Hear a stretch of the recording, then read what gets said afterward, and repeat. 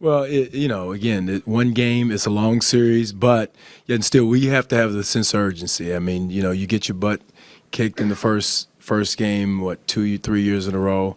You want to come out with a sense of urgency, a sense of desperation. We can't come out cool, and that's the mentality we got to come out with is a sense of urgency. Not that we're drowning, but that you definitely want to come out fighting and knowing somebody's trying to come in your house and attack you.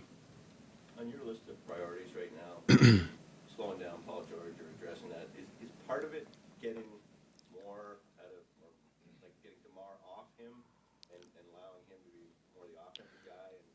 Well, priority-wise, we got to make them feel us not only in Paul George but everybody. Our pick and roll defense I thought was soft.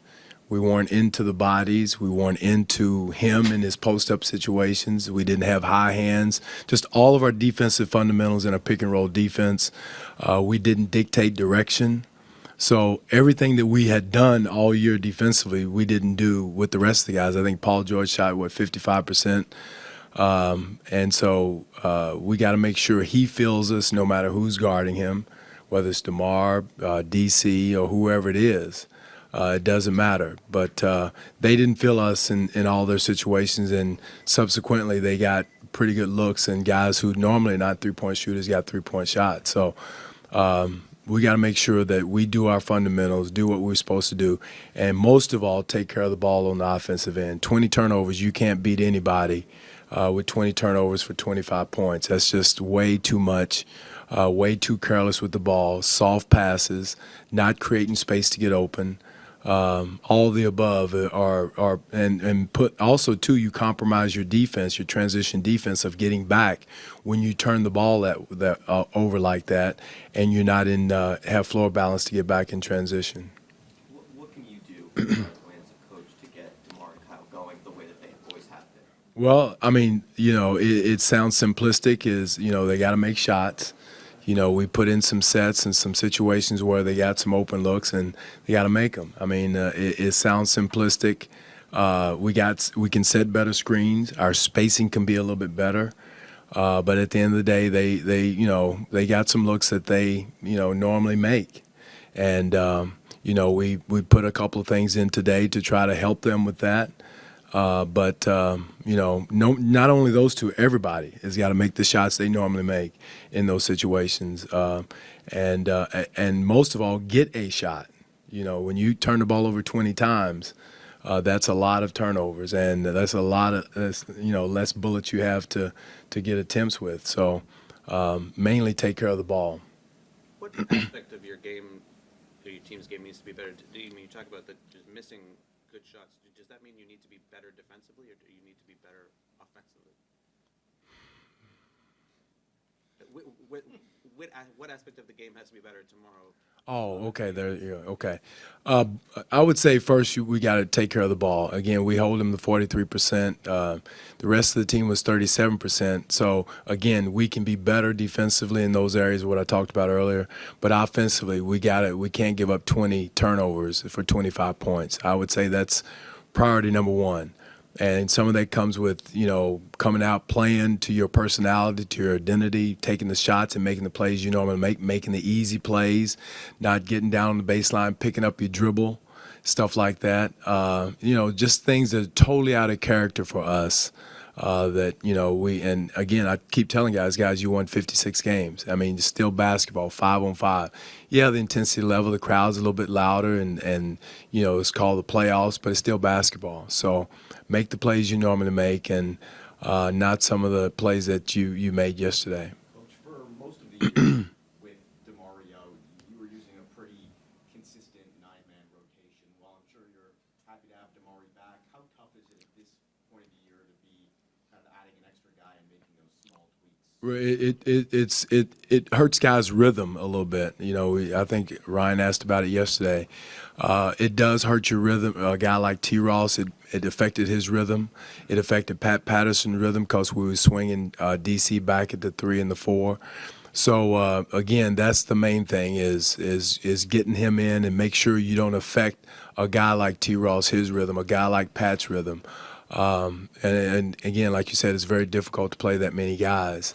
So it's going to affect somebody. I don't know exactly who it's going to be, but we'll have it figured out tomorrow. We have it figured out already, but it's a situation where you just can't, minutes-wise, get that many guys involved and make sure they get the minutes they deserve to get their game going, to get loose, get in the flow of the game, get a sweat going, get a feel of the game where they're normally going in their rotation. So would you go from 10 to a 9 or even 8-man rotation? We'll see. We'll see.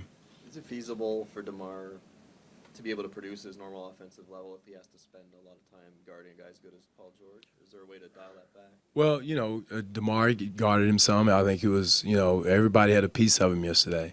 So, again, Paul George guarded DeMar for how many minutes? The whole game, the whole time he was in there. So, that's that time of year. You may have to get extended a little bit more, a few more minutes of guarding a guy. I promise you he's going to be probably a good offensive player. So, again, does it take pressure off of him not having to guard a great offensive player like that? Yes.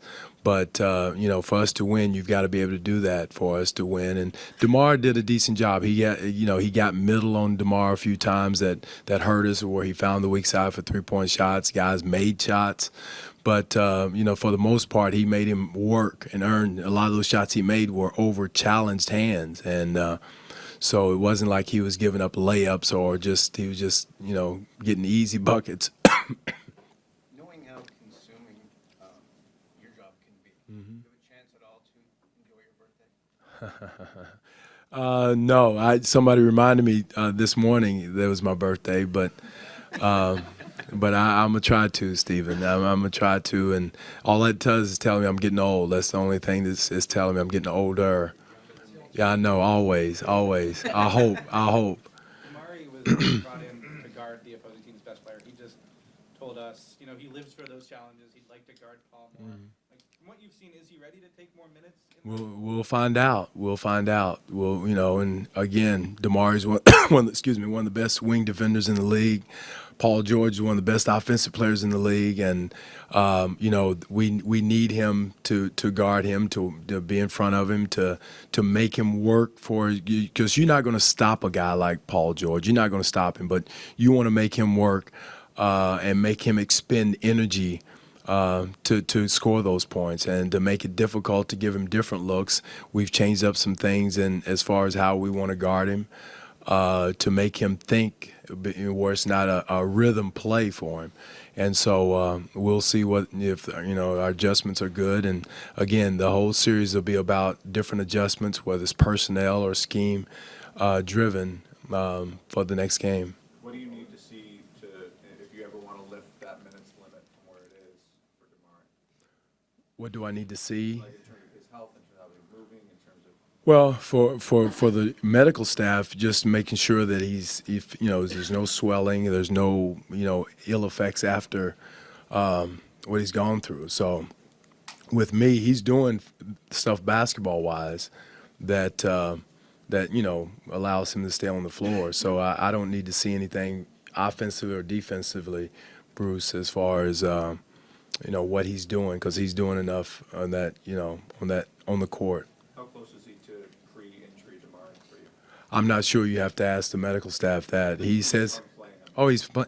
Well, again, he's only been back how many games? 2 weeks or whatever. I don't know if you can catch up totally in a short length of time.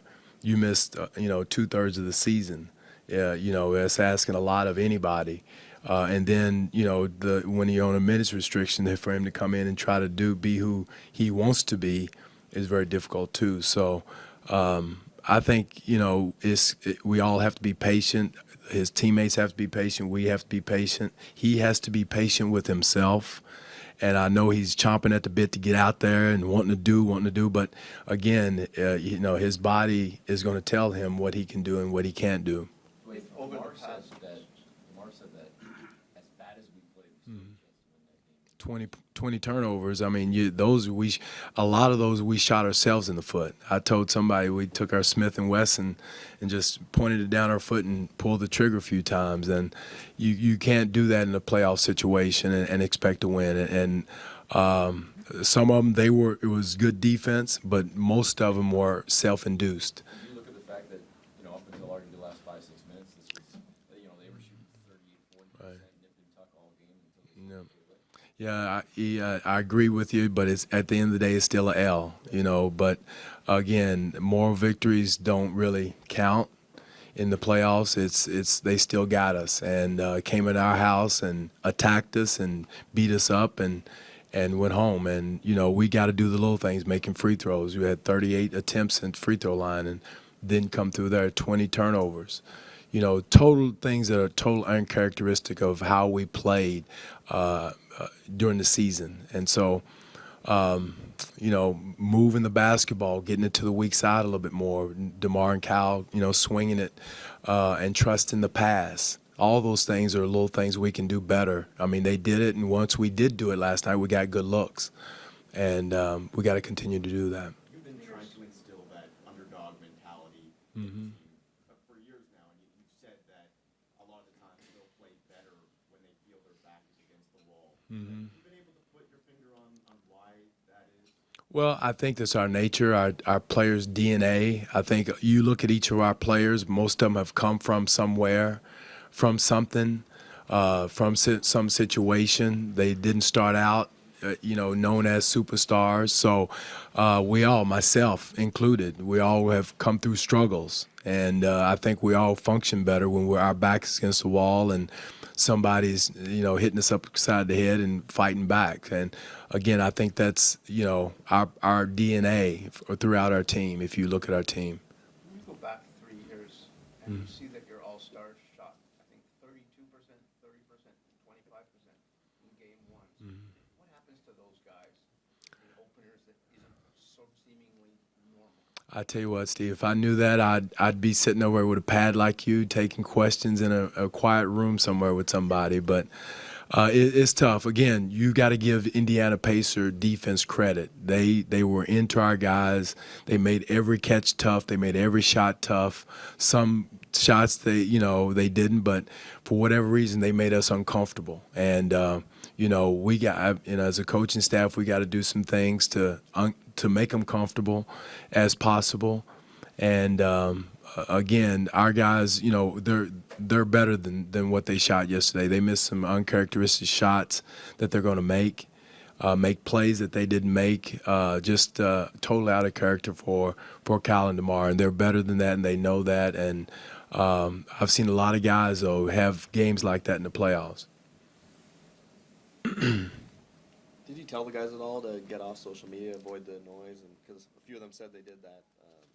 No, I just said you find out who your friends are. You're going to find out real quick who your friends are, who's calling for tickets and that type of thing, when your back is against the wall. And, and that's good. You find out, who's pulling for you and who believes in you, who has your back. And what I said, that group in that room is the ones that really have your back and the ones that you should trust as far as on the court. So I did say that. I didn't say, I don't know enough about social media, Ryan, to say too much about that. I may say the wrong thing.